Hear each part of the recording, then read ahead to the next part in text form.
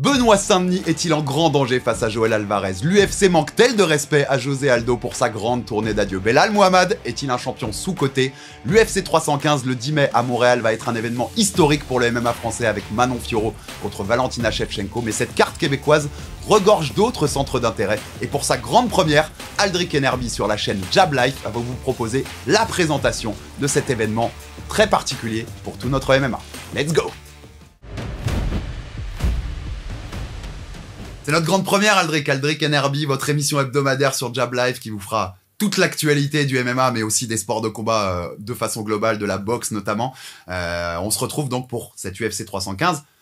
On a beaucoup de contenu sur le combat de Manon Fiorot contre Valentina Shevchenko, donc je pense qu'on va éviter d'en parler dans cette émission. Ouais, ça va? Je pense que on a de quoi faire. Et puis il y a plein d'autres combats hyper intéressants. Exactement. Donc on va s'intéresser à tout le reste de la carte et on va commencer, à tout français, tout honneur, par notre Benoît Saint-Denis qui a rejoint Manon sur cette carte.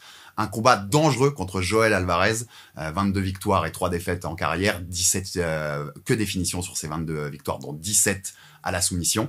À quel point c'est un danger, Aldric, pour BSD? On rappelle qu'il reste sur 2 défaites en 2024, le combat contre Dustin Poirier et le combat contre Renato Moicano, c'était à Paris. C'est un combat donc de retour pour se relancer. À quel point c'est un danger, Joel Alvarez, pour Benoît, Aldric? En fait, j'ai envie de te répondre sur la globalité. Quand tu fais partie du top 15, tous tes combats sont des dangers. Surtout en moins de 70 ans. Surtout dans une KT où ils sont 94 et qu'il y a, je pense, une trentaine de tueurs vraiment à gage sur les 94 du roster. Après, pour parler spécifiquement d'Alvarez, moi, ce qui m'impressionne le plus chez lui, c'est son physique, pour commencer. Parce que voir des lightweights à plus d'1m90, c'est relativement rare. En plus, il est quand même assez musclé. Je suis pas inquiet parce que je pense quand même qu'il y a des chemins de victoire. Il l'a déjà montré.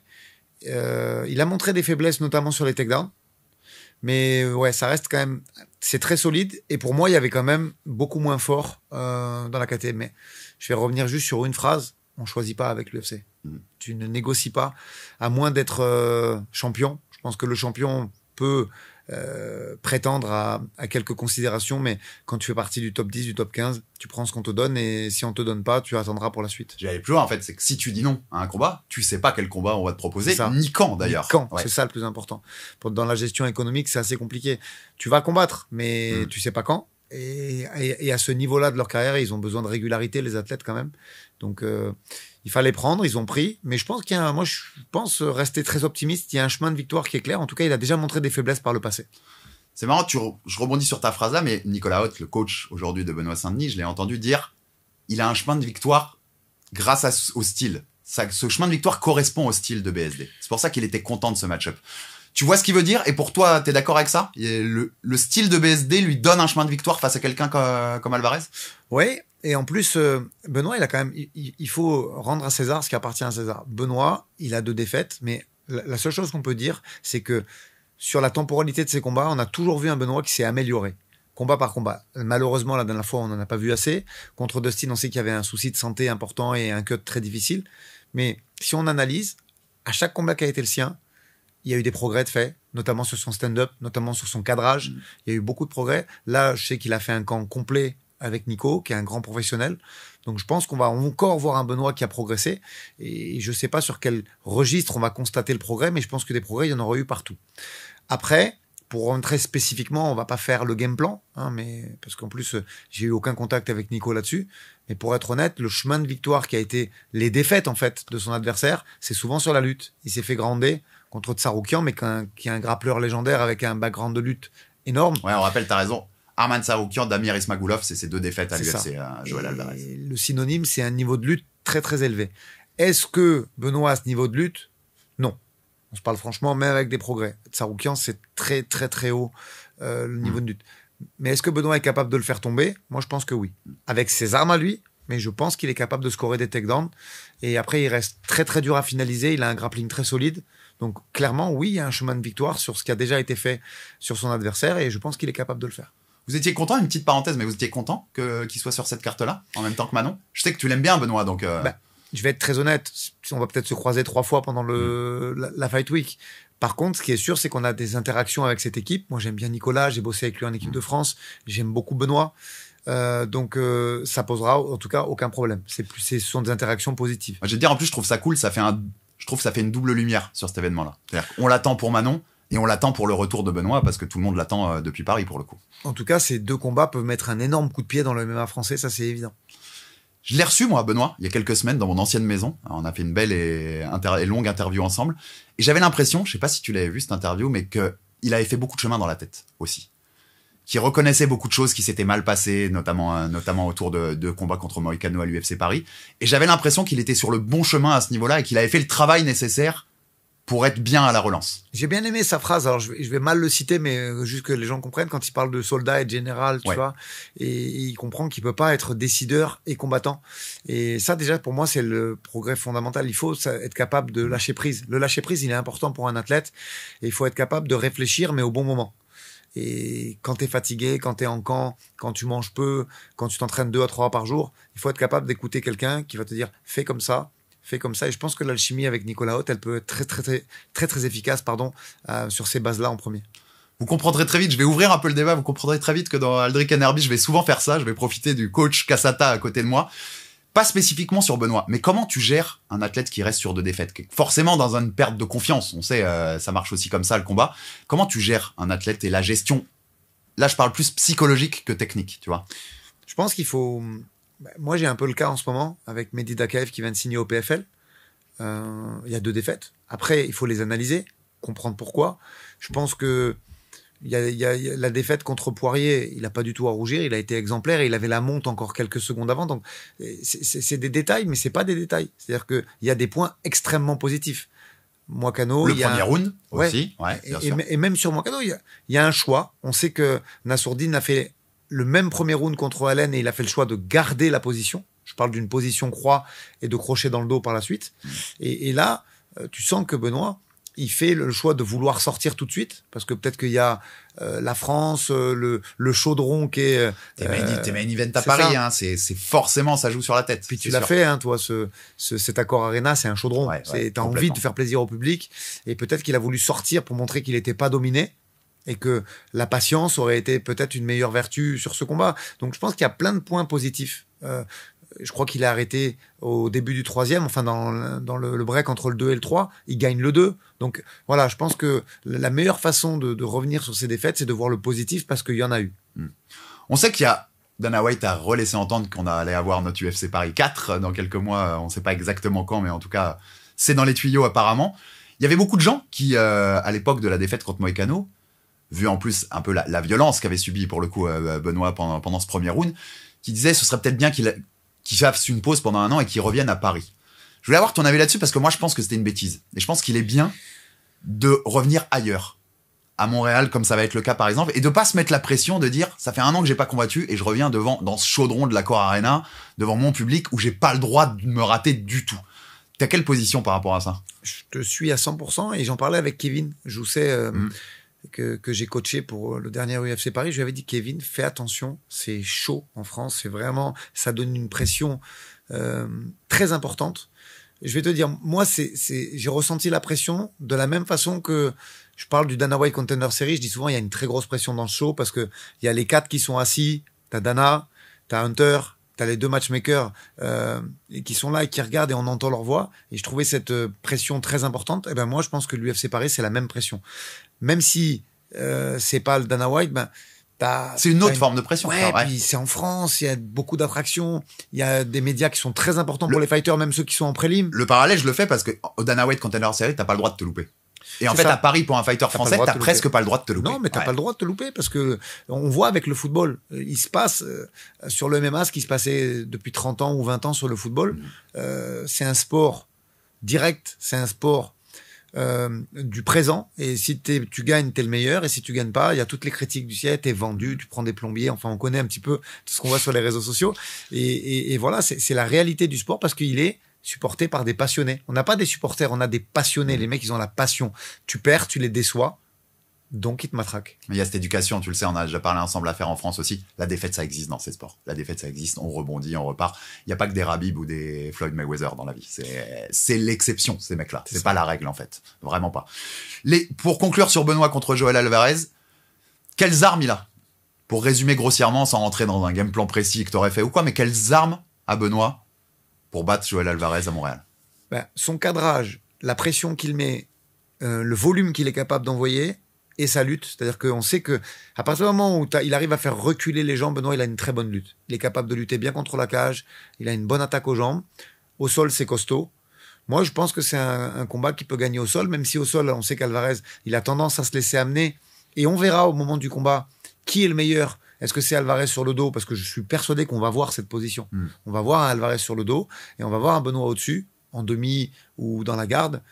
Et je pense que la clé du combat, c'est ça. C'est comment il va gérer ça. Est-ce qu'on a Alvarez qui va essayer de soumettre? Et dans ce cas-là, je suis quasiment persuadé qu'il n'y arrivera pas. Ou est-ce qu'il va essayer de scramble et de remettre le combat debout? Et auquel cas, ce sera un combat peut-être un peu plus serré. Mais Benoît a fait face par le passé à d'excellents strikers. Et il a montré énormément de courage et de dureté dans son striking. Donc moi, j'y crois aussi. Joel Alvarez, c'est le favori des bookmakers. Je trouve ça logique pour une question de tendance, en fait, tu vois, sur la dynamique dans laquelle ils sont. Mais je trouve l'écart de favoris assez gros. Et plus gros que ce que moi, je pense, la réalité de la cage. Après, pour avoir travaillé un peu là-dessus, l'algorithme, il est quand même très axé sur les derniers combats, sur le mood en fait dans lequel ils ont. Et c'est vrai qu'avec 2 défaites, c'est hyper compliqué de pas avoir un gros écart de cote parce qu'ils travaillent beaucoup là-dessus. C'est comme ça que c'est fait. C'est fait aussi pour générer des paris. Et on sait que du coup ça va donner envie. On a un Benoît à presque 3 si je dis pas de bêtises, donc ça va donner envie aux parieurs de faire. Je suis d'accord avec toi, c'est normal qu'il soit favori. Moi j'aurais plutôt vu un 60-40 qui me paraissait plus logique par rapport à leurs victoires respectives et au fait que Benoît est sur 2 défaites. Après je pense qu'il y a une partie business aussi pour inciter les gens à parier sur Benoît. On va faire une petite digression encore, vous allez voir une nouvelle fois que ça va être une des habitudes d'Aldric Enerby. Au moment où on enregistre, mon Aldric, il n'y a aucun membre du top 10 des moins de 70 kilos qui a un combat booké. Aucun n'a un combat booké. Je te mets dans la peau du matchmaker de l'UFC, là. On recrute un 3e matchmaker. Qu'est-ce que tu ferais dans cette division? C'est quoi les 3 combats du sommet que tu ferais, là, si t'avais les mains libres? Alors, j'ai vu vite fait tout à l'heure sur les réseaux sociaux que Gamrot a dit que ça allait fighter. C'est nécessaire, parce que c'est quand même un prétendant important. Il a montré de très belles choses. Gamrot, très important qu'il ressorte. Je pense qu'il est temps maintenant d'assurer une transition dans cette KT. Il y a des noms un petit peu vieillissants et qui vont faire, je pense, que des combats business, comme Dustin et tout. Michael Chandler qui vient de descendre dans le classement. Donc au bout d'un moment, voilà, il y a des noms. Il y a un Pimblet qui, s'il n'est pas blessé, à mon avis, il faut vite le refaire combattre parce qu'on a envie d'en voir plus. T'as les mecs qui sont aux alentours de la 13e, 15e place. Il faut leur donner des tests. Et après, par rapport au haut du tableau, je pense qu'il faut vite remettre le pied à l'étrier à Tsarukyan parce que Dana a dit, et en général, il va au bout de ses engagements, qu'à cause de cette blessure faite dans les 3 jours du fight, il n'aurait pas un title shot automatique. Donc ça veut dire qu'il a une demi-finale mondiale à faire. Contre qui? Il reste pas 36 000 noms. Moi, je pense que ça mérite la revanche contre Gamrot. Vraiment. Sinon, t'as Oliveira 2. Oliveira, lui, est-ce qu'il mérite? Lui, il se met dans la position du challenger à la ceinture. C'est le problème de cette KT. Ils veulent tous combattre que pour le titre. Ça. Il y a un moment, il peut y avoir qu'un challenger, en fait. Il faut bien s'affronter. Je suis d'accord. Et tu sais, elle est bizarre, la KT. Ça continue à call out Connor, alors qu'aujourd'hui, c'est le président d'Irlande, quasiment. Donc, c'est assez compliqué, tu vois. Et je pense qu'il y a le sportif et il y a les money fight et il faut se positionner aujourd'hui. Et c'est ça. Ils ont un petit problème dans cette KT parce qu'il y a beaucoup de gars qui sont très lourds sur les réseaux sociaux, qui sont des vendeurs de pay-per-view. Je pense aussi notamment à Justin Gage aussi, tu vois.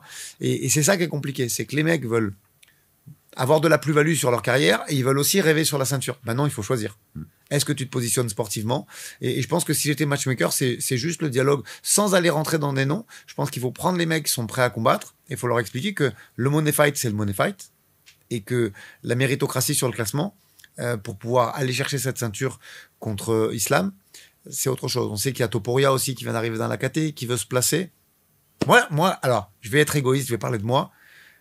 Moi, un petit Tsarukyan Topuria, j'aimerais bien voir. Je sais que ça arrivera pas parce que tu l'as dit, Dana White, il a déjà dit, Arman, on va te punir, entre guillemets, pour ce forfait et t'auras pas le title shot direct. Moi, mon scénario, celui que j'aimerais, je sais que ça se passera pas comme ça, Islam contre Arman, pour le titre. Charles Oliveira contre Ilia Topuria, pour accueillir Topuria dans la KT, et à mon avis, le combat, il est banger absolu. Max Holloway, Dustin Poirier pour la retraite de Dustin, ceinture BMF en jeu.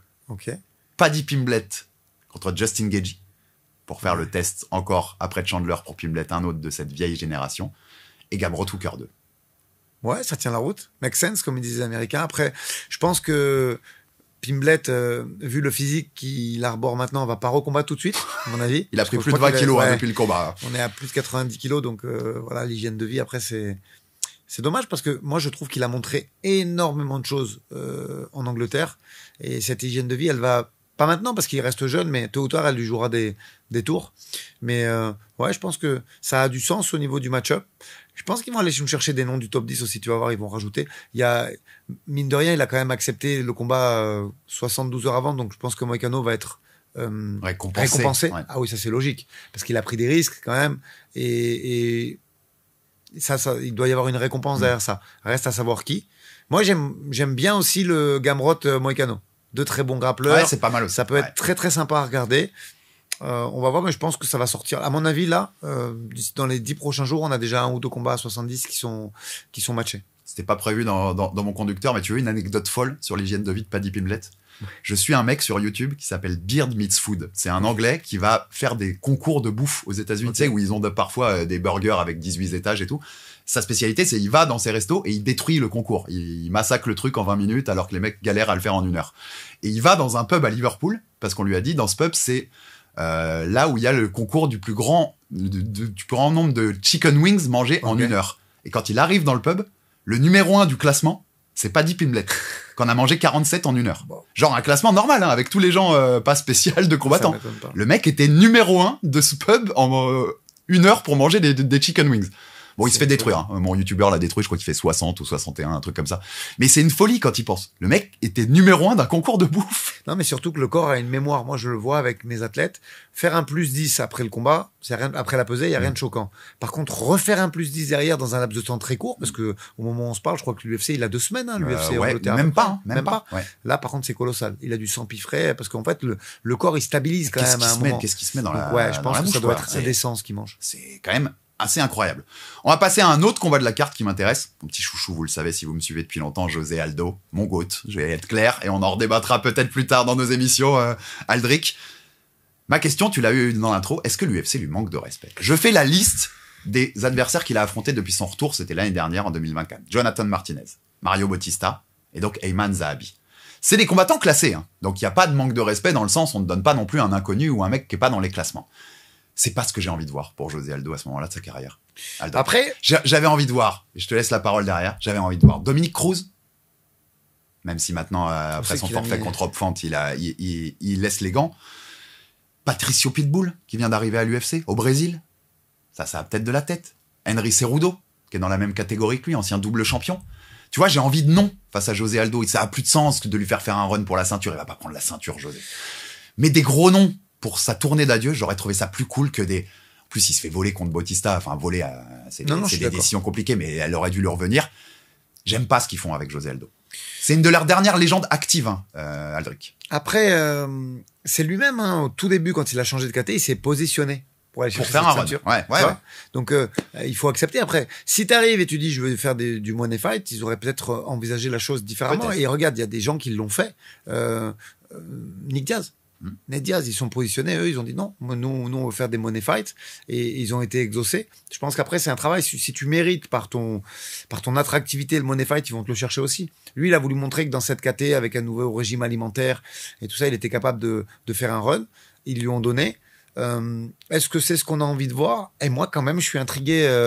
Moi, ce match-up-là, il me plaît. J'aime bien le match-up aussi, mais tu vois, c'est pas forcément ce que j'ai envie de voir pour lui maintenant. Ouais, après, moi, Ayman Zahabi, il y a 2 côtés que j'aime bien. Un, il y a son frère derrière. C'est donc le jeune frère de Firas Zahabi, qui est quand même, pour moi, un des plus grands coachs en termes de stratégie, en termes de fight IQ du game MMA. On rappelle coach de Georges Saint-Pierre, enfin, légende absolue dans ce milieu. On l'a vu derrière 1000 coins, Francis Carmon, David Loiseau, à l'époque, Rory McDonald, Firas, il a fait beaucoup de choses. Et donc, c'est un technicien. Vraiment, c'est un puriste, c'est un tacticien. On sait que son frère, il a commencé très très jeune, donc il a un arsenal technique hyper développé. Moi, c'est pas sa dernière, même si effectivement Pedro Munoz c'est fort. Moi, c'est Basharat qui m'a impressionné, parce que on a sait vu le talent de Basharat. On a vu avec contre Taylor, même si Taylor il était pas à 100% ce jour-là pour X ou Y raison. On a vu que c'était solide et c'était vraiment pas un match-up facile. Et j'ai trouvé qu'ils s'en est très bien sorti. Donc, j'ai envie de voir quelle technique et quelle tactique ils ont mis en place. Moi, je te cache pas que le combat me plaît bien quand même. Même si j'entends ce que tu dis et peut-être que un mec qui est en lice pour être le GOAT de sa caté ou même peut-être toute caté. Est-ce qu'il n'est pas dans le top 3 toute catégorie confondue? On peut en discuter si on prend l'époque du Pour moi, la discussion va être rapide, mon ami. Elle va être très rapide. Si tu prends l'époque du WEC, mais ce qui est logique puisque ça a été racheté en plus par la suite par l'UFC. Il y a une filiation. Et qu'il n'y avait pas de caté à cette époque à l'UFC, oui, il est dans la discussion. Donc, tu sais que si tu prends le WEC, il est champion plus jeune que John Jones. C'est ça. Mais tu dois le prendre parce qu'elle a été rachetée, l'organisation. Pour moi, tu dois le prendre, bien sûr. Donc, il y a plein de choses à dire là-dessus. Mais tu vois, s'il perd là, plus la peine d'aller me chercher un 14e du classement ou un truc comme ça pour un pseudo-run. Aller me chercher Pitbull au Brésil, par exemple. Ouais, je suis d'accord. Mais après, le problème, et ça, c'est un truc très, je m'excuse de parler comme ça, je catégorise pas, mais c'est un truc très brésilien, ça. On est sur Jab Live, on est libre au micro. Ouais, ils ont vraiment tendance à faire le combat de trop. Et c'est pas le combat, c'est la saison même de trop, tu vois. Anderson Silva. Ah oui, je peux t'en citer plein comme ça. Même Shogun. Je veux dire, t'as vu dans quel état on l'a vu à son dernier combat, alors que c'est une légende du Pride, carrément. Pour ceux qui connaissent pas, vous inquiétez pas, on en parlera dans des reviews et dans des classements. Dans notre émission Culture Combat, ça va tomber très vite, ça. Et en fait, Wanderlei Silva qui devait recombattre au GFL à 54 ans, on pourrait en donner plein. Et bien sûr qu'on peut trouver des exceptions avec d'autres nationalités, mais c'est souvent quand même brésilien, ce genre de choses, d'aller faire le truc de plus. Est-ce que c'est pour l'argent? Est-ce que c'est pour la legacy? Ça les regarde eux, mais ça arrive de façon assez fréquente quand même. Parenthèse, le GFL, lol. Vu ce qui s'est passé, lol. Mais on le voyait venir gros comme une maison quand même. En fait, je trouve même que l'UFC rate un truc. C'est-à-dire que, je t'ai dit, c'est une de tes dernières légendes actives. Tu vois, un John Jones, il combat une fois tous les 2-3 ans. Enfin, c'est compliqué, quoi. Je trouve qu'ils le mettent pas assez en avant, ça. C'est-à-dire que fais-lui une tournée d'adieu. Fais-lui The Last Dance, un peu, tu vois. Fais comprendre aux gens que quand ce mec-là combat, c'est une partie de l'histoire du MMA qui combat, en fait. Ouais, mais on sait que là-dessus, l'UFC. Là, c'est un combat comme un autre sur la carte, presque, tu vois, à leurs yeux. T'as des mecs qui ont fait leur combat d'adieu, ils les ont mis en prélim. Ouais, des mecs qui avaient été contenders à la ceinture, des choses comme ça. Je pense que là-dessus, l'UFC fait pas de sentiment. Et pour eux, un champion qui veut faire un dernier run, c'est l'occasion soit d'y arriver, soit de construire une légende.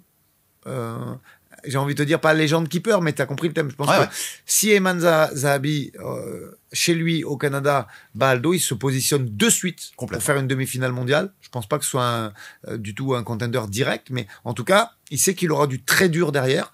Et c'est leur façon de construire ça. Et c'est leur façon de respecter Aldo, j'ai l'impression. Je vois aussi ton avis. Et puis, personnellement, on sera avec Jab Life à Montréal pour suivre Manon. Donc, c'est un plaisir de voir José Aldo en live. C'est la première fois de ma vie que je vais le voir de mes yeux. Donc, même à son âge, je suis ravi de pouvoir le voir pour le coup.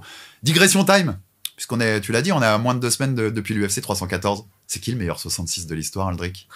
José Aldo ou Alex Volkanovski? Il y a eu un débat sur les réseaux juste après. Il y a débat. Et déjà, le fait que Volk soit rentré dans ce débat, pour moi, ça veut tout dire. C'est-à-dire qu'il a déjà marqué son histoire. Si le débat est légitime là, il a déjà fait le boulot. Écoute, c'est compliqué. Je suis d'accord avec toi, mais c'est ce qu'a fait Aldo, notamment au WEC, c'est absolument légendaire et quasiment impossible à reproduire aujourd'hui. 10 ans de domination. C'est ça. Après, il faut contextualiser. C'est notre boulot aujourd'hui, c'est de le faire. Le MMA a changé. Les moyens. Petite anecdote, moi j'ai failli signer au WEC et j'ai un contrat. Si je prends une ancienne boîte mail, j'ai 2 contrats. Alors une organe, même moi Alex, ça va être compliqué de t'en rappeler. C'était le Shine FC, ça, c'était en Californie et il y a eu 2 événements. Non, là, je l'ai pas, là. Et c'est ce que j'avais signé quand je m'entraînais aux États-Unis. Et il y avait le WEC où j'ai failli signer aussi. Et en fait, tout ça pour dire quoi? Pas pour me mettre en avant, pour te rappeler une idée des tarifs qui étaient pratiqués à cette époque. Aujourd'hui, t'avais Christophe Midou, il n'y a pas très longtemps en interview. C'était 3+3 les contrats UFC à cette époque. Et au WEC, je crois que ça démarrait à $1000. Je dis pas ça pour rabasser José, c'est juste pour expliquer qu'aujourd'hui, vu l'adversité que tu as en face, c'est compliqué de faire 10 ans sans défaite. Tu vois, c'est juste comme ça. Je pense qu'on le revivra jamais. Des règnes de 10 ans. Parce que c'est comme les tournois. On pourra en parler pendant 10 ans. Aujourd'hui, les athlètes, ils mettent tellement d'intensité que c'est difficile d'enchaîner. Le MMA a changé. Non, mais sur ça, il a changé. Ouais. Et donc, voilà, il y a ce débat historique. Après, Volka, je trouve qu'il a fait quelque chose d'extraordinaire. D'extraordinaire au 314. Parce que Diego Lopez, c'est fort. vraiment fort. Et cette domination était remarquable. Et voilà, je pense que pour parler du meilleur de l'histoire, il faudra attendre encore 1 ou 2 combats chacun. Voir comment finit Aldo et comment on Volk. Enclenche. T'as raison, c'est extraordinaire ce qu'il fait Volk. Récupérer sa ceinture, on rappelle, c'est le premier de moins de 70 kilos avec toutes les catégories inférieures, c'est le premier à plus de 35 ans à conquérir un titre. C'est le premier de l'histoire de l'UFC, toutes catégories confondues, à prendre un titre après 2 défaites par KO de suite. C'est extraordinaire ce qu'il a fait. Maintenant, tu sais, c'est débat historique, comme tu as raison, c'est difficile déjà de comparer les époques. Et puis en fait, tout est aussi question de situationnel. Si Topuria décide de rester en 66 et de pas monter en 70, Volk récupère peut-être jamais la ceinture. En tout cas, il met très longtemps et peut-être que dans la revanche, il repère contre Topuria. Donc, t'as plus ce truc-là. Si Conor McGregor donne une revanche à José Aldo après les 13 secondes, moi, j'ai toujours dit, si tu refais ce combat 100 fois, les 13 secondes, ça arrive qu'une fois. Ah, ça c'est sûr. 99 les autres fois, le combat est différent. Et peut-être que José gagne. C'est différent. Conor leur est détrôné. Ils font une revanche. Il redétrône Conor, il reprend la ceinture, il te refait un run. Il est GOAT. On n'a plus la... Donc, tu vois, le situationnel, avec Conor qui a toujours refusé de défendre les ceintures qu'il avait pris à l'UFC, et là, Topuria qui monte, change la donne dans ce débat-là, en fait. D'accord. Il y a plein d'éléments qui sont des impondérables et qui sont gérés par rapport à la timeline, qui viennent entacher ou même qui viennent te bénéficier dans ta carrière. Il faut en prendre compte. Moi, Conor, j'ai toujours une déception sur ce combat. Alors bien sûr que c'était magnifique avec le trash talk au milieu, ce combat qui finit en 13 secondes, mais à l'époque, Aldo, on sait que Conor n'aimait pas les low kicks. On sait qu'Aldo, il excellait là-dedans. Donc, tu sais que sur un combat qui aurait dépassé le premier, il y aurait eu de gros dégâts au niveau des membres inférieurs de Conor. Ça aurait été un tout autre combat. Donc, voilà, ça n'arrivera jamais. On saura jamais. Je pense que le seul truc qui entache la carrière de Conor, c'est de n'avoir justement jamais défendu ses ceintures. Et je reprends une phrase très importante. Le champion, c'est bien de ramener une ceinture, mais si tu veux rentrer dans la légende, il faut la défendre. Donc, pour le moment, les deux ont fait un travail exceptionnel, que ce soit Volka ou que ce soit José Aldo. Je pense que pour déterminer le premier, il faudra attendre leurs 2 derniers combats chacun. J'ai juste envie de dire, apprécions ces 2 monstres, ils sont encore là avec nous à nous donner du spectacle, donc apprécions-les. On passe au main event. Aldric, Belal Muhammad contre Jack Della Maddalena pour la ceinture des moins de 77 kilos. On rappelle, Belal devait affronter Shavkat Rakhmonov, c'était au l'UFC 310 en fin d'année. Blessure de Belal, le combat est annulé. Rakhmonov qui avait pris Gary en contrepartie. Je crois qu'il se blesse contre Gary en plus. Là, on veut le refaire au 315, mais c'est Shavkat qui est blessé. Donc c'est Jack Della Maddalena qui reprend le title shot. Dans mon intro, t'avais entendu ma question. Est-ce que Belal est un champion sous-coté ? Non. On va entamer là-dessus et ensuite on dérivera. Pour te parler de Belal, je vais pas commencer par te parler de Belal, je vais te parler de Sean Brady. Pour moi, Sean Brady, c'est un athlète hors norme. Il est extrêmement musclé, il fait un rebond dans la cage colossal. Moi, j'ai été dans le même vestiaire que lui à Abu Dhabi. UFC 280. Exactement. Ouais. Quand Manon prenait Kathleen Choukadian Serminara, il est à 89 kilos le jour du combat. Donc ça demande un très gros travail et un taux de masse grasse très bas pour faire un rebond aussi conséquent. Il a un grappling exceptionnel, il est très vif. On a vu ce qu'il a fait contre Leon Edwards. Et pourquoi je te parle de lui ? Parce que pour moi, c'est vraiment l'athlète le plus dangereux aujourd'hui de la KT. Quand on voit ce que Belal lui a fait, a été capable de lui faire, ça dit beaucoup de choses sur le niveau de Belal Mohamed, qui est également très athlétique. On se rend pas compte. En fait, la télé... c'était ça ma question, en fait, quand tu dis on se rend pas compte. C'est là où je pense qu'il est sous-coté. C'est quoi ? On minimise un peu ce que fait Belal, sa série de victoires, les noms qu'il a pris, la façon dont il a battu quelqu'un comme Bras. Je trouve qu'on minimise un peu ce qu'il fait. Oui, et on minimise son gabarit. Il est énorme. Sean Brady, c'est 89 kilos. Belal, c'est pareil. C'est très, très costaud. Et c'est des mecs qui sont capables de shooter 3-4 fois dans les jambes par round. Il est solide. Il frappe fort. Même si c'est pas un striker et que c'est pas très esthétique. Je rappelle que Khabib, c'était pas très esthétique et pourtant c'était très efficace. Donc, il y a beaucoup de choses qui font que les puristes lui crachent dessus un petit peu, au sens figuré, bien sûr, mais il reste très, très dangereux. Et encore une fois, si on veut se faire une idée de ce qu'il est capable de faire, il faut regarder le combat contre Sean Brady. C'était vraiment exceptionnel. Il est le gros favori de ce combat contre JDM.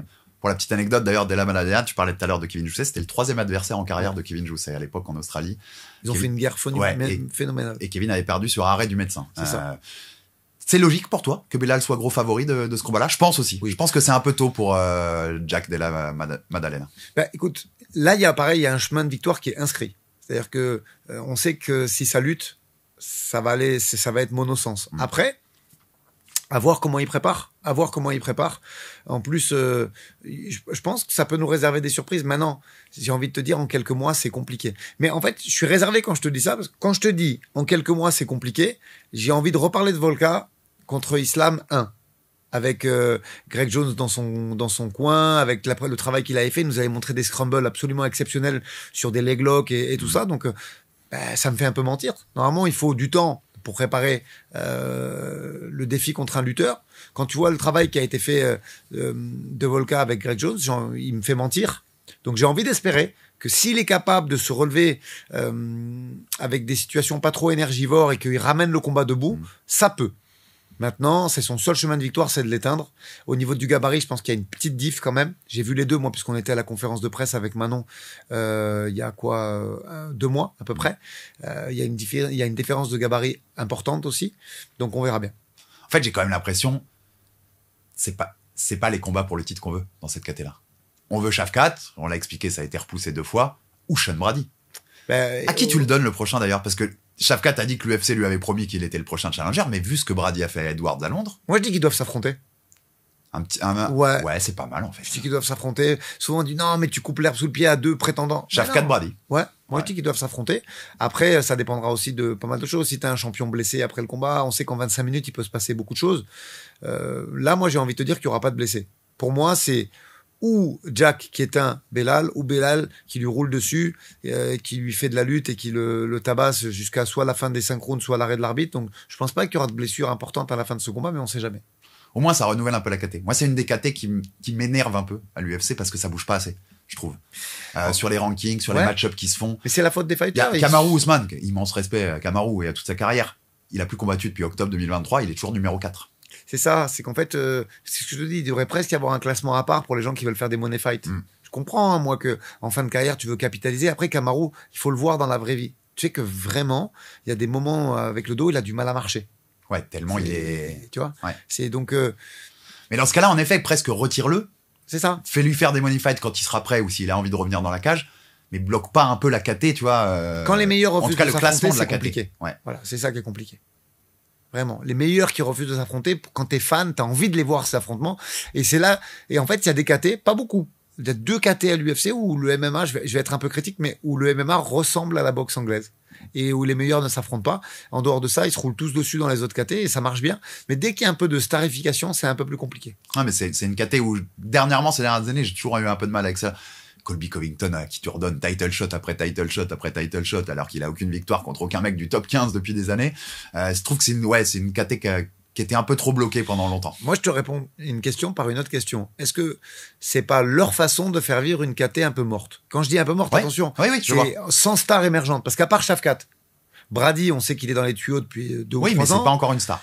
Shavkat, il vient d'émerger. Kazat, il vient de monter. Colby, t'avais une assurance d'avoir un mec connu qui faisait parler, qui ferait le show en conférence de presse. C'est vrai que t'avais cette assurance. Mais t'as pas les jeunes loups qui montent. Comme à 61, à 66, à 70. T'as des jeunes loups qui montent. Même maintenant, chez les féminines, ça commence à y avoir du renouvellement et il y a des filles qui arrivent. Aujourd'hui, à 77, il y en a peu. J'ai pas dit qu'il y en avait pas. J'ai dit qu'il y en avait peu. Donc c'est un peu plus compliqué. Ça peut-être et ils ont gardé cette fascination sur la KT en faisant des chocs un peu réchauffés qui plaisent qu'aux fans américains. Mais bon, regarde, ça a marché. Ils ont vendu des pay-per-view, donc le raisonnement était pas faux. Tu vois Belal s'imposer? Ouais. Garder sa ceinture? Ouais, moi aussi. Je suis méchant en plus. Moi, je mets un 70-30, voire presque un 80-20 sur le truc. J'aime bien, en plus, il est super court, Jack, mais il manque un peu d'expérience. Je pense qu'un synchrone, ça se prépare. On en parlait avec Manon. Ce retard dû au croisé, ça lui a fait faire un synchrone, ça lui a fait faire des main events, ça lui a fait prendre des filles. C'était un mal pour un bien. Et oui, pour gagner. Là, quand t'es parachuté là, avec énormément de pression et avec peu, au final, tu peux pas te rassurer. En disant, ouais, j'ai pris un tel. T'as peu de grosses rêves, parce qu'il est invaincu à l'UFC, mais les 2 derniers, c'est Kevin Holland et Gilbert Burns. C'est ça. C'est pas des rêves qui te font arriver dans un title shot en disant j'ai cette sérénité, cette assurance. Même si Burns c'est très fort. Oui, bien sûr. Très fort. Burns, ça manque un tout petit peu, je trouve, d'assurance et de se dire ok, t'inquiète pas, j'ai fait ça. Alors que Belal, il est déjà plus assis dans son rôle de champion et je pense que c'est lutteur contre striker. Malheureusement, c'est un peu souvent, si on devait faire des probabilités, c'est un peu le 70-30 pour le lutteur aujourd'hui, tu vois. Après, il peut nous surprendre, on va voir ça.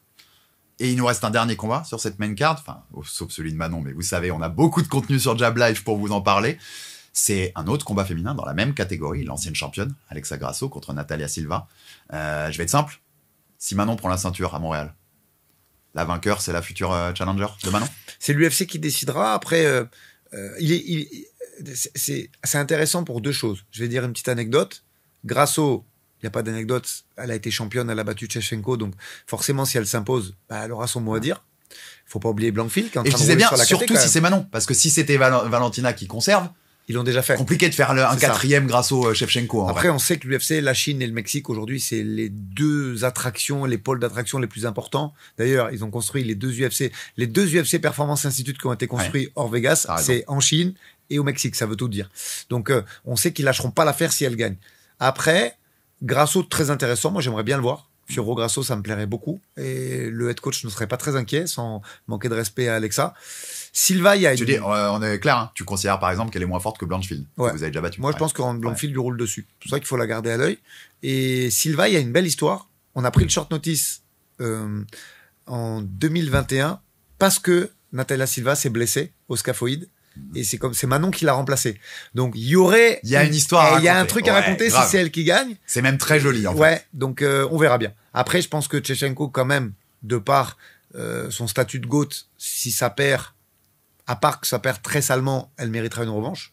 Donc, il y a Wheeling qui veut monter. Ouais, en fait, la KT, elle peut partir dans tous les sens. Ça va dépendre de la performance. Valentina, en 4 défaites, hein, c'est pas fait du tout, hein, loin de là, on dit pas ça, mais elle peut aussi raccrocher. Ouais.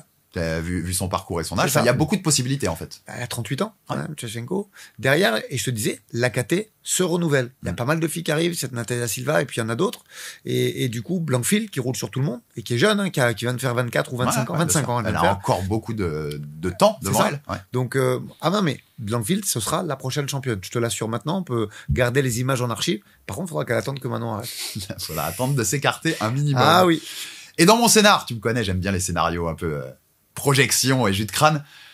Manon a pris la ceinture et c'est Grasso qui s'est imposé. Ça ressemble pas à un co-main event de Guadalajara mi-septembre, ça? L'UFC qui sera dans la ville de Canelo le soir de Canelo Crawford, si tout va bien. Moi, j'ai envie de te dire, si ça se fait, ça doit être un main event même carrément. Je dis co-main parce que tu sais que souvent ils mettent le championnat masculin en main event. Mais maintenant, est-ce qu'aujourd'hui si Lopez avait pris la ceinture, c'était un autre discours. Aujourd'hui, est-ce qu'il y a quelqu'un qui mérite de passer devant elle? Mais c'est juste une fantaisie pour l'instant. Mais ça pourrait ressembler dans mon scénar. Après, c'est vrai que à choisir, je sais pas en fait. Moi, je me dis peut-être qu'en France, ce serait bien, même si il y a, je crois, 5 ou 6 fois où il y a eu des ceintures pendant une fight night. Ouais. Donc, il faut le garder en considération. Donc, grâce au Shevchenko. C'est ça. Donc, peut-être qu'un jour, l'UFC nous fera ce cadeau à Paris. S'ils préfèrent, dans ce scénario-là, s'ils préfèrent faire ça, on signe tous. C'est ça. Mais moi, je sais pas pourquoi, mais je pense que maintenant, elle devra aller au Mexique, elle devra aller en Chine pour la suite de sa carrière. D'autant que si mon scénario se déroule, vous allez m'obliger à choisir entre Canelo, Crawford et Manon, et bien sûr que je choisirai Manon, mais mon petit cœur l'aura dur. Après, moi, égoïstement, j'aimerais être à l'UFC Paris, mais pas avec Manon. Voilà. Je te dis ça, mon objectif est inscrit. Comprenne qui pourra et tout le monde comprendra. On parle bien sûr de tes Axel Sola, Virgil Hogan, qui t'essayent notamment. Il y a des petites nouvelles pour un Dana White Contender Series ou rien pour l'instant? On aura le temps d'en reparler sur Jab Live. On en reparlera. Après, il y a 2 combats. Ils ont un combat chacun à l'ARES. Donc déjà, on va les préparer convenablement. Celui de Virgile n'a pas encore été annoncé, mais il va l'être. Et celui d'Axel est déjà annoncé. Il 14 juin à Marseille. Hein. Avec Elias Giroud aussi, il faut pas exclure des débats pour un UFC. Parce on y sera, Jab Live y sera. On est dans le sud maintenant. À Marseille, en plus, on va se régaler. Donc déjà, ils défendent leur ceinture. Et après, on verra la suite. Je rappelle que le Dana White Contender Series démarre début août et finit en octobre. Donc il y a du temps pour se projeter et pour travailler en bonne intelligence. Je finis ce premier numéro d'Aldric et Herbie par un peu de boxe. Tu sais que j'aime ça, tu sais que c'est aussi mon autre grande passion et je sais que t'adores ça et on va en parler régulièrement sur cette chaîne. Il y a un énorme week-end. Le week-end d'après, là, au moment où vous verrez cette vidéo et où elle sera diffusée, le week-end qui arrive est absolument monstrueux. On a une carte à Times Square à New York, où on a Ryan Garcia contre Rolly Romero, on a aussi Teofimo Lopez, on a aussi Devin Haney. Le lendemain, du côté de Riyad en Arabie Saoudite, on a Monsieur Canelo, Saul Alvarez, des plus grandes stars de la boxe aujourd'hui, qui veut reconquérir la dernière ceinture qu'il avait laissée vacante il y a quelques temps chez les super moyens contre William Skull, le Cubain un peu inconnu, mais qui a réussi, par les classements IBF, à prendre cette ceinture. 23-0, je crois, mais pas beaucoup de gros noms. Non. Et son dernier combat contre Shishkin, qui est le seul combat que j'ai vraiment vu de lui, ça te donne pas envie de le voir contre Canelo. Mais bon, ça c'est une parenthèse. C'est la vie, c'est la boxe. Lui a réussi à faire son chemin côté IBF, comme d'autres l'auraient pu faire. C'est que Christian Mbili était pas loin, il était 3e à ce moment-là. S'il avait été 2e, on parlerait peut-être de Canelo Mbili à Riyad au mois de mai. Mais bon, c'est pas le cas. Il y aura surtout notre main event à nous, Bruno Suras, le Marseillais, qui va tenter de refaire l'exploit contre Rémi Munguia, qu'il avait battu au Mexique en décembre, exploit monumental, et qui va donc essayer de reproduire à Riyad. En plus, je sais qu'il va toucher un beau chèque pour faire ça, et c'est bien mérité pour Bruno Suras.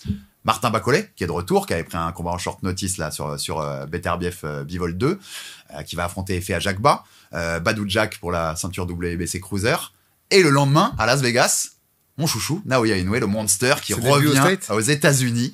Ça faisait longtemps qu'il l'avait pas fait, c'était depuis 2021. Il avait fait 2 combats aux États-Unis en 2020-2021 et un à Carson quelques années avant contre Nieves. Il a aussi combattu à Glasgow. C'est marrant parce que Inoue, le public américain souvent lui reproche qui sortent pas du Japon. Alors que tu réalises qu'il a plus combattu à l'étranger que les Américains qui, eux, combattent que chez eux, en fait. Tu vois, ils sont quand même très ethnocentrés là-dessus. Le combat est pas très fun. C'est contre Cardenas. Je pense, c'est plus pour une démonstration d'Inoue ce jour-là. Et on aura sur la même carte Rafael Espinoza contre Edvar Vasquez. Ça, c'est pour le titre WBO des plumes des Feathers. Ça peut intéresser Inoue parce que c'est la catégorie dans laquelle il va monter dans quelques mois. Tout ça, c'est en 3 jours. C'est quoi qui t'excite le plus ou que tu as envie de voir sur tout ce que je viens de te dire? Sans aucune hésitation, moi, tu sais que j'ai une affection toute particulière pour les 135, la catégorie de Shakur, la catégorie de David Haney, Gervonta Davis. Donc, mais aucune hésitation possible. C'est ce que je vais regarder en priorité. Après, j'aime bien Bacolé aussi quand même. Canelo, je suis très fan, hein, très fan, mais les 3-4 derniers combats me laissent un petit peu perplexe. On est sur la pente descendante, ouais, clairement. Après, il fait de l'argent. Et c'est pas le combat fun. Puis il fait de l'argent. Ouais, donc, bien sûr. Ça va lui rapporter un gros billet, mais c'est pas un combat très fun à voir. On n'a pas une grosse appétence à se dire William Skull peut battre Canelo. C'est ça. Je suis en train de me demander si je préférais pas la fin de carrière de Floyd. Si on efface les super fights, ou les combats d'exhibition. Tu vois. Mais voilà. Après, ils méritent aussi de mettre leur famille définitivement à l'abri et de faire un peu d'argent sans trop de risques. Donc non, définitivement, moi j'aime. Après, j'ai envie de voir Inoue. J'ai envie de plus m'intéresser parce que je regarde, mais j'ai regardé 2-3 des derniers combats, mais je veux voir. C'est pas ce qui me donne envie de regarder parce que je trouve que c'est un petit peu un faire valoir quand même. Ouais, bien sûr. On attend tous Nakatani, qui est le gros choc japonais au début 2026. Mais clairement, ouais, cette catégorie des 135, ils peuvent tous s'affronter parce que maintenant il y a l'argent pour le faire. C'est plus ouvert grâce à l'Arabie Saoudite et même, je trouve que le milieu est plus collaboratif aujourd'hui de l'anglaise et des ils ont compris, tu sais ce que tu disais tout à l'heure, que ça s'affrontait plus, ça a été vrai longtemps. Là, ils ont compris que face à l'émergence du MMA aussi, il fallait répondre. Et il y a les réponses grâce à l'Arabie Saoudite, mais grâce aussi à une volonté commune de faire des gros combats d'unification, par exemple. Donc voilà, mon œil va s'arrêter en premier sur ça. J'aime bien Ryan Garcia. Et donc sur cette catégorie 135, 140, on sait qu'il y a des catchweight, des fois ils descendent un petit peu en dessous, mais voilà, c'est toujours aux alentours de 135 livres. Et voilà, on jettera un petit coup d'œil sur Riyad, bien sûr, le lendemain, mais sans trop de passion, on va dire. Bruno, moi j'aurais quand même l'œil sur voilà. On a vraiment très envie qu'il le refasse parce que ça a changé sa vie, premier. Mais alors s'il le refait, là on passe dans une toute autre dimension parce que tu as confirmé ton exploit, tu es vraiment dans le sommet des classements. Et il y a des mondes où tu vas pas affronter des monstres très vite, d'autres monstres, en tout cas pour des gros chèques ou des gros enjeux comme des ceintures. Donc Bruno joue un rôle très important. On lui envoie plein de force à Bruno et on l'aura très vite sur la chaîne parce que je sais que on est connecté et qui nous met plein de force pour ce projet-là. Moi, tu vas reconnaître le psychopathe. J'attends 2 trucs. Le 2 mai, sur la carte où il y a Ryan Garcia Lopez et Devin Haney. Donc c'est à Times Square à New York. D'ailleurs, c'est assez fun puisqu'ils font ça dans Times Square direct. Raito Tsutsumi, qui est une pépite absolue japonaise. Le grand frère, c'est Hayato, pour ceux qui connaissent. C'est un des prospects les plus attendus depuis longtemps au Japon. Il a passé direct son test de classe A. C'est le plus haut test que tu peux passer au Japon. Il l'a passé en direct à la télé pour devenir pro. C'est en direct à la télé. Et il fait ses débuts pro. L'Arabie Saoudite l'a capté direct. Turquie Al-Sheikh l'a capté. Et donc, il fait ses débuts pro à Times Square sur cette grosse carte-là. C'est unique quasiment. Dans l'histoire, au Japon, ils commencent tous au Korakuen-no, à Tokyo. Là, il va être en pleine lumière et on va très vite découvrir ce talent-là. Donc, je suis très impatient de voir ce qu'ils font de Raito Tsutsumi. Retenez le nom. On est sur du très, très lourd. Et le lendemain, à Riyad, il y a aussi les débuts pro de Marco Verde, qui était un des boxeurs qui m'a le plus impressionné aux Jeux Olympiques de Paris, médaillé d'argent aux Jeux Olympiques à Paris l'été dernier, et qui va faire ses débuts pro sur cette carte. Donc moi, j'aurai un œil assez affûté sur ces deux pour voir leur début pro et ce que ça va donner, parce que c'est des noms qui peuvent monter très très haut, notamment le Tsutsumi. Et puis bien sûr, je vais regarder Inoue parce qu'on se change pas, hein, Aldric. Hein. On peut pas quitter sa passion comme ça. Donc voilà, gros week-end de boxe en tout cas qui se présente. Et comme on vous parlera toujours de tous ces sports, et ben on fera des focus plus précis sur les gros combats quand Jab Life sera aussi plus développé dans les mois et les semaines à venir. C'est certain qu'on fera ces focus là. Bon Aldric, plein de force pour Montréal. On y va. Vite, ça décolle dans quelques jours. Dimanche. On vous fait une petite absence. Aldric Enerby reviendra après Montréal. On te laisse avec Manon au sein de cet immense défi. Nous, on sera aussi à Montréal avec les équipes de Jab Life pour vous présenter des contenus. Et on revient dans la semaine d'après Montréal avec une belle émission. Bien sûr. Et après, ce sera toutes les semaines que vous nous retrouverez sur Jab Life. On espère que vous avez apprécié. Vous continuerez d'apprécier. Envoyez-nous des commentaires, toutes vos questions à Aldric, les thèmes que vous voulez qu'on évoque, que ce soit dans cette émission ou dans notre émission Culture Combat qui viendra aussi toutes les semaines. Ça débutera pour le coup après Montréal. Posez-nous toutes vos questions, envoyez les commentaires. On est là pour être interactif. C'est votre émission autant que la nôtre, Aldric, et on veut répondre à toutes les demandes de nos spectateurs. À très vite, et j'attends vos idées avec impatience. Abonnez-vous sur la chaîne, des commentaires, des pouces bleus, ça fait toujours avancer le bousin. Je lâcherai jamais cette phrase, même dans ma nouvelle maison. Et à très vite pour Aldric Enerby sur Jab Life. Salut les gars.